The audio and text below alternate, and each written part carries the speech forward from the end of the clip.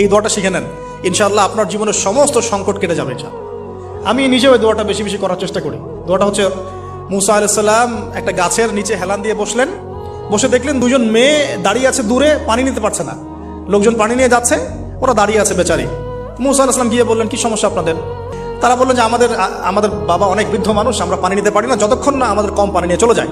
তো মুসা আলাইহিস সালাম একটু বললাম না, ফিজিক্যালি খুব স্ট্রং ছিলেন, থাকে না বডি বিল্ডার, সামনে গিয়ে কথা বলে সরো পানি দিতে দাও, তখন মানুষ একটু মূল্যায়ন করে না।